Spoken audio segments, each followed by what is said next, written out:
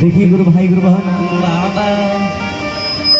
आज हमने के साहब श्री हरिंद्रानंद जी दीदी मतलब आनंद जी सब हरिकत गुरु भाई गुरु बहन के एगो अच्छा समाज बतैले। ए महादेव जी तक पहुँचैले 3 सूत्र के बंधन में बांध के, और आज हम सब गुरु भाई गुरु बहन के जिंदगी बड़ी बढ़िया से कटता। देखिए एगो अपना गुरु के भजन बा,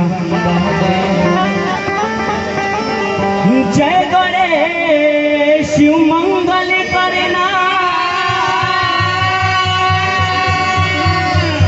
विघ्न हरो गणना, कि आज सभा में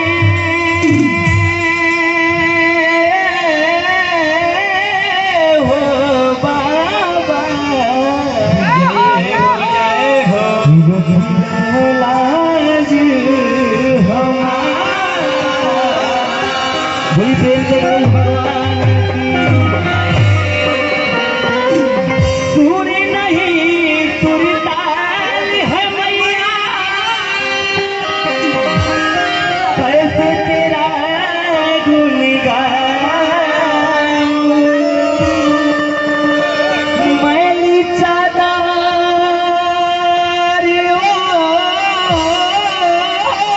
के मैया,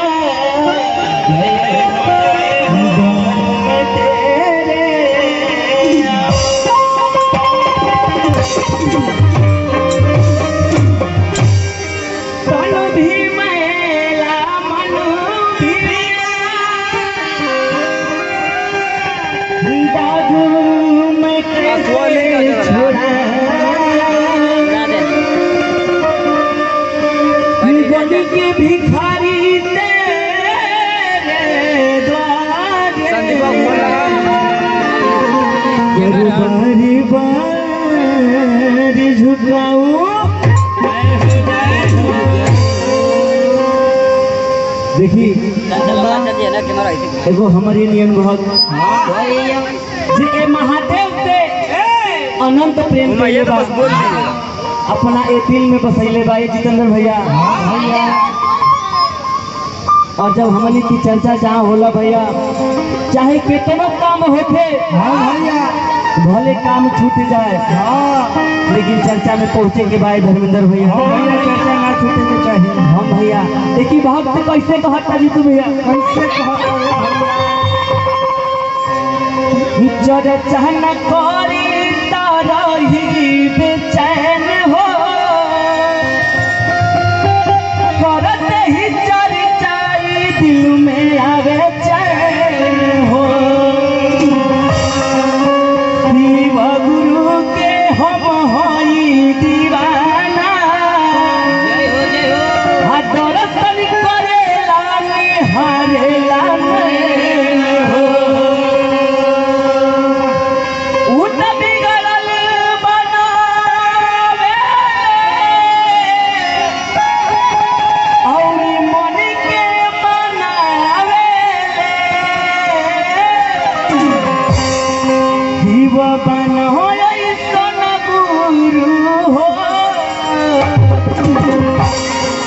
बिना बोलले पढ़ावेले, शिव बनो ऐसन गुरु हो, बिना बोलले पढ़ावेले, शिव बनो ऐसन गुरु हो, बिना बोलले पढ़ावेले, शिव बनो ऐसन गुरु हो, बिना बोलले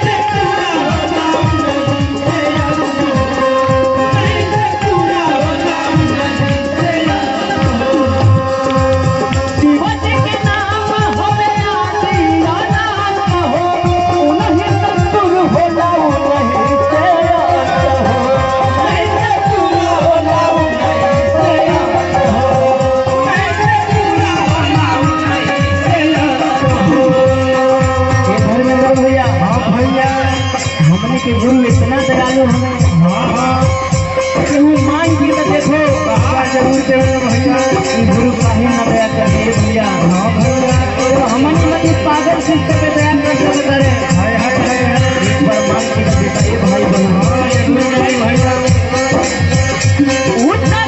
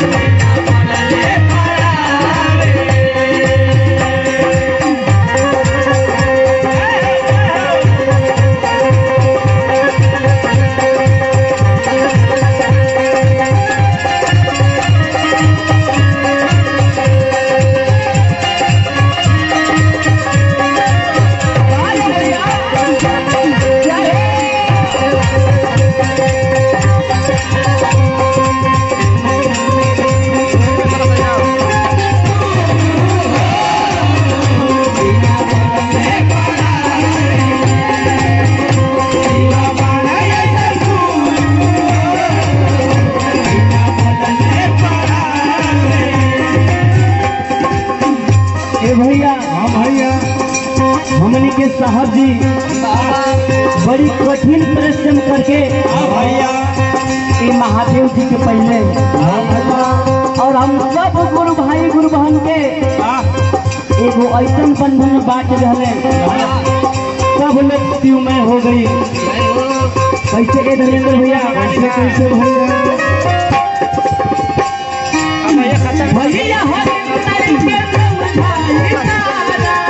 गुरु के दया से चले जग सारा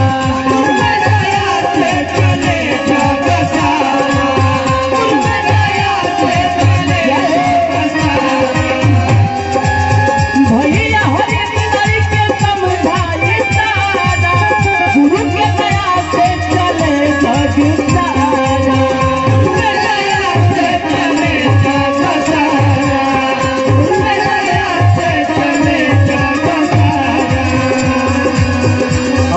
गुरु का करेल भैया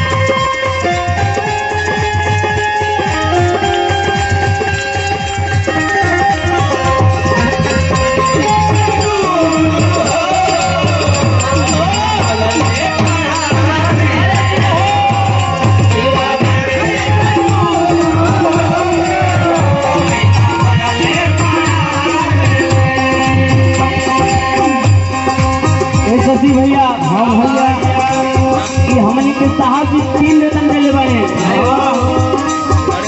पहला में दया जय हो दूसरा में चर्चा हम भैया और तीसरा में नमः शिवाय।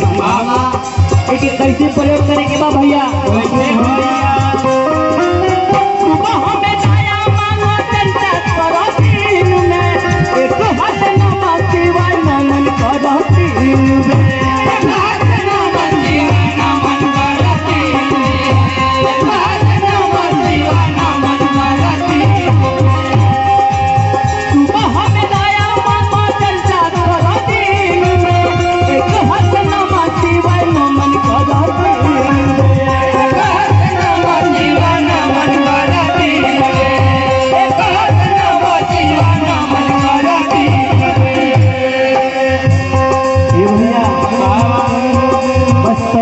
स्नेह लगा के देखा अपना गुरु से।